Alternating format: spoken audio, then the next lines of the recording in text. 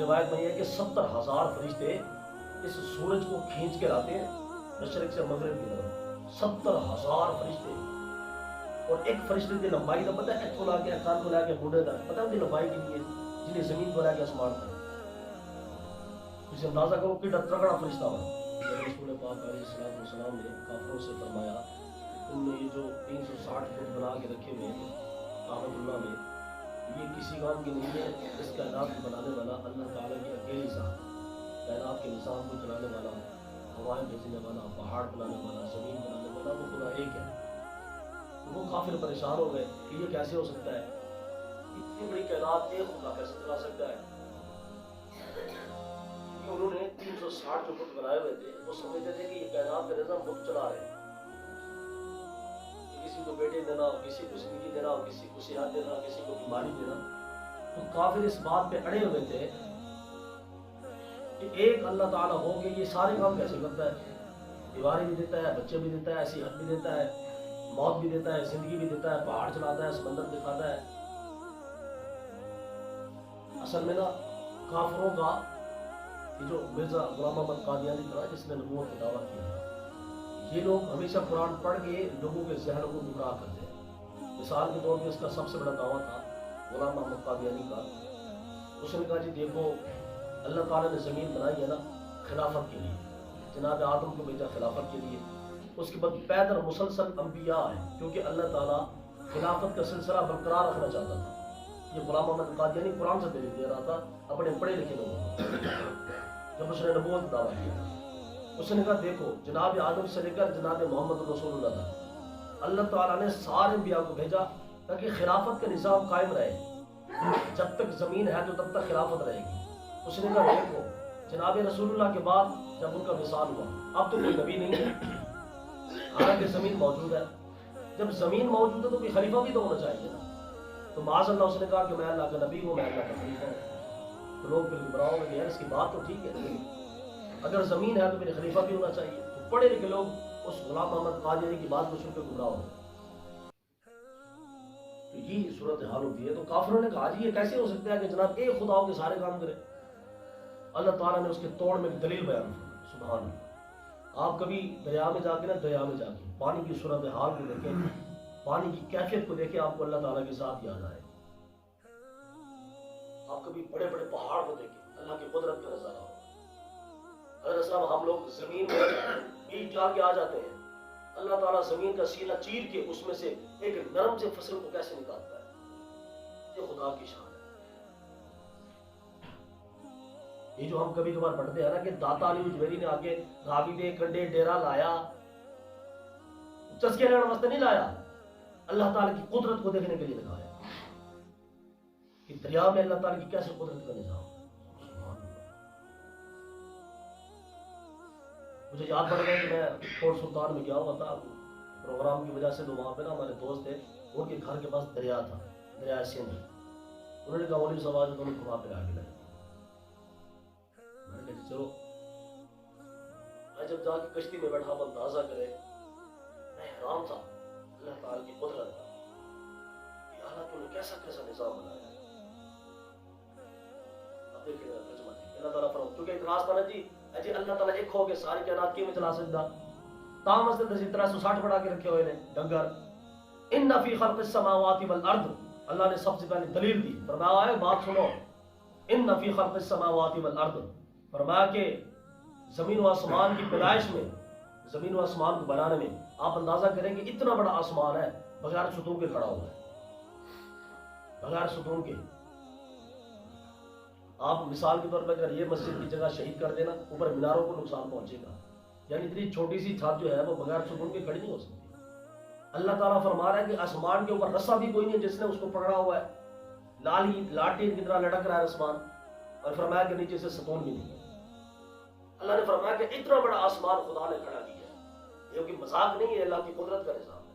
آگے اللہ پھر دوسرے دلیل دیتا ہے، واختلاف اللیل والنہار، اور فرمایا رات اور دن کا آنا جانا۔ حضرت صاحب یہ رات کا آنا اور رات کا جانا اور دن کا آنا، دن کا جانا اور رات کا آنا، اتنی بڑی قدرت کا نظام ہے، اتنی بڑی نشانی ہے اللہ تعالیٰ کی۔ ہم لوگ تو اتنے عاجز لوگ ہیں کہ گھر کے نظام کو نہیں چلا سکتے. خدا ہے پوری کائنات کو روزی بھی دے رہا ہے, رات کو بھی چلا رہا ہے, دن کو بھی چلا رہا ہے. ایک روایت میں یہ ہے کہ 70,000 فرشتے اس سورج کو کھینچ کے لاتے ہیں مشرق سے مغرب کی طرف. 70,000 فرشتے. اور ایک فرشتے کی لمبائی کا پتہ ہے, اتھو لا کے کان تو لا کے مونڈے تک پتہ ہے ان کی لمبائی کتنی ہے, جنہیں زمین تو لا کے آسمان تک. اسے اندازہ کرو کتنا تگڑا فرشتہ ہونا. 70,000 فرشتے کھینچ کے لے آتے تھے, کھینچ کے لے جاتے. دن جا رہا ہے رات آ رہی ہے, دن جا رہا ہے رات آ رہی ہے, اور ایک ہی صورت پہ آ رہی ہے. ایک ہی اللہ تعالیٰ کا نظام ہے. دسمبر نومبر کی راتیں بڑی ہوتی ہیں, جنوری فروری کی راتیں چھوٹی ہوتی ہیں, اور یہ ہر سال اسی طریقے سے چل رہا ہے, مسلسل چلی گئی. اللہ تعالیٰ فرما رہا ہے کہ اگر 2 خدا ہوتے یا 365 خدا ہوتے تو کائنات کا نظام تو تبدیل ہوتا نا. ایک خدا نے کہنے سے کہ یار جو میں رات نکلے جو میرا دن ہی رہٹ دو, دن ہی رہٹ دو بس. حضرت صاحب گھر میں 2 بھائیوں کے اتفاق نہیں ہو سکتا. اگر بابا سارے خدا ہو, یہ کائنات کے نظام دھرم بھرم نہ ہو جائے. اللہ تعالیٰ نے فرمایا کہ یہ رات اور دن کا بدلنا. اور آگے اللہ نے ایک بہت بڑی اور مثال دی, فرمایا والفلک التی تجری فی البحر بما ينفع الناس. اور فرمایا جو دریا کے اندر کشتیاں چلتی ہیں, آپ اندازہ کریں چھوٹا سا لوہا رکھے نا پانی کے اوپر, وہ ڈوب جائے گا. لیکن وہی لوہا کشتی کے اوپر رکھ رہے ہیں, ٹنوں کے حساب سے کشتی چل رہی ہے پانی میں. اللہ کا نظام ہے. اگر بھینس کو چھوڑ دے نا پانی میں, بھینس کو, تو بھینس ڈوبے گی نہیں. چھوٹا سا پتل لوہا ڈال دے وہ ڈوب جائے گا. میں نے اپنی آنکھوں کے ساتھ دیکھا ہے اسی دریا کے اندر ہی. وہ جو گنوں کی ٹرالی ہوتی ہے نا 450 500 700 من کی, وہ کشتی کے اوپر اٹھا کے لا رہے تھے. اتنا وزن کشتی کے اوپر, اور کشتی ڈوب نہیں رہی. اللہ تعالیٰ فرما رہا ہے کہ یہ ہم نے صرف ٹائم پاس کوئی نہیں کیا, بلکہ ایک انسان کو اپنی طاقت اور قدرت سمجھانے کے لیے یہ ہم نے پوری کائنات کو پیدا فرمایا. کشتی ہو کے اتنا وزن اٹھا کے آ رہی ہے لیکن پانی میں ڈوب نہیں رہی. آگے اللہ نے اور مثال فرمایا, اور آگے اللہ نے فرمایا بما ينفع الناس. یہ ساری چیزیں میں نے لوگوں کے نفع کے لیے پیدا فرمائی. لوگ نہ سمجھتے پھر بکری گل ہے. وما انزل الله من السماء من ماء فاحيا بالارض بعد موتها. اللہ فرما رہا ہے کہ پھر ہم نے آسمان سے بارش کو نازل کیا اور ہم نے مردہ زمین کو زندہ کر دیا. وہی مثال. اب زمین کے اندر صرف فصل تو نہیں ہے, زمین کے اندر کتنے قسم کے فروٹ ہیں, کتنے قسم کی فصل ہے. یہ تو ہمارے ہاں مختص فصلیں ہیں نا, گنے کی, چاول کی, موجے کی, کھاد کی, اس کے وہ جو مخصوص قسم کی فصلیں اور بھی بہت بڑی ہیں, اور بھی بہت فصلیں. یہ اللہ تعالیٰ کے نظام ہے. اور فرمایا کہ وبث بعد موت وبث فیہا من کل دابہ. اللہ نے فرمایا کہ ہم نے زمین کو بنا کے اس میں کئی قسم کے جانور کو پھیلا دیا. اب ہزاروں قسمیں جانوروں کی, ہزاروں قسمیں, جو کہ ہمیں پتہ نہیں. ایمازون ایک جنگل کا نام ہے, میں نے ویڈیو کو نیٹ کے اوپر دیکھا تھا. اتنا بڑا جنگل ہے کہ آپ حیران ہو جائیں گے. اس کے اندر ہزاروں قسم کے جانور رہتے ہیں, ہزاروں قسم کے. اور اللہ تعالیٰ نے ہر جانور کو کسی نہ کسی مقصد کے لیے پیدا فرمایا. یہ جو سانپ کا زہر ہے نا, سانپ کا زہر, یہ بڑا کارآمد ہے. انگریز, کیونکہ انگریز کا کام ہی ریسرچ کرنا ہے, مسلمان کا کام تو ہے کھانا. اس کو کیا پتا کہ یہ چیز کس مقصد کے لیے بنی ہے. انگریز اس کو بڑے احتیاط کے ساتھ استعمال کرتے ہیں, سانپ کے زہر کو. وہ سانپ کو پالتے رہتے ہیں. جب وہ اس کے اندر زہر پیدا ہو جاتا ہے, پھر وہ اس طرح کا ڈبہ لے کے جاتے ہیں, جو نا ڈبہ تھوڑا سا نرم ہوتا ہے انسان کے گوشت کی طرح. پھر وہ سانپ سے ڈنگ مرواتے ہیں, وہ سانپ کا جو زہر نکلتا ہے نا, پھر وہ اس کو استعمال کرتے ہیں. اور یہ بڑے کام کی چیز ہے. آپ اندازہ کریں, بھینس کا گوبر, انسان نام لے طبیعت خراب ہو جاتی ہے, لیکن لوگ گوبر کو استعمال کر کے روٹیاں پکا رہے کہ نہیں بناتا. کہتی جناب کمال دی چیز ہے, اس کے بعد روٹی نہیں بننی. اللہ تعالیٰ نے ہر چیز کو کسی نہ کسی مقصد کے لیے پیدا فرمایا. اور فرمایا کہ وتصریف الریاح, اور فرمایا کہ ہواؤں کو چلانا, یہ بھی اللہ کی قدرت کا نظام ہے. کبھی مشرق سے آ رہی ہے, کبھی مغرب سے آ رہی ہے, کبھی شمال سے, کبھی جنوب سے, کبھی ٹھنڈی آ رہی ہے, کبھی گرم آ رہی ہے. اور ہوا چلانا کوئی سوکھا کام نہیں ہے صاحب. اگر ہوا نہ ہو نا, بندہ 10 گھنٹے کی کمرہ بند کر کے بیٹھ جاوے نا, ہوا نہ آوے تو بندہ ویسے مر جائے گا. ایٹی ضرورت ہے ہوا دی انسان کو. اور تسی اندازہ لاؤ کہ جڑی ضرورت سی نا 24 گھنٹے بندے کو ہوا دی ضرورت ہے, اللہ تعالیٰ نے فری دے چھڑی ہے. جتنے جاؤ گے تو ہوا لگے گی. روٹی تھوڑی اوکھی سی لبنا, اللہ تعالیٰ نے تھوڑی بندے کو تغدو کروایا کہ جھنکڑ کماش ماتا پھر جا کے روٹی لبنی. چونکہ ہوا کی ضرورت ہے 24 گھنٹے. اگر ہوا سانو 1000 روپے کلو لینی پہنی ایسے تو گئے سی. لیکن اللہ تعالیٰ نے یہ ہوائیں وافر مقدار میں اپنے بندوں کو عطا فرمائی. اور فری والسحاب المسخر بین السماء والارض، فرمایا کہ اور ہم نے بادلوں کو آسمان و زمین کے درمیان لٹکا دیا. اتنا بھاری بادل ہوتا ہے، ٹنوں کے حساب سے پانی ہوتا ہے، لیکن وچکار کھلوتا ہوگا.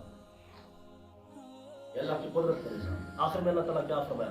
فرمایا آیات لقوم یعقلون. اللہ فرما رہے کہ ہم نے جس بندے کو عقل دی ہے، وہ عقل والے لوگ ان چیزوں کو دیکھ کے اللہ تعالیٰ کی قدرت کو یاد کرتے ہیں. یہ پوری کائنات ہم نے بنائی ہے کن لوگوں کے لیے؟ عقل والوں کے لیے. عقل ہے تو جناب بندہ اللہ کی قدرت کو سمجھتا ہے. وہ انگریز نے ایک پرندہ دیکھا تھا چھوٹا سا جو پر کو ہلا کے نا اڑ رہا تھا اوپر. انگریز نے اس کو دیکھ کے جناب جہاز بنا دیا. عقل کو استعمال کیا کہ نہیں؟ حضرت صاحب انگریز نے سائیکل سے لے کر جہاز بنا دیا. انگریز دن بدن ترقی کرتا جا رہا ہے.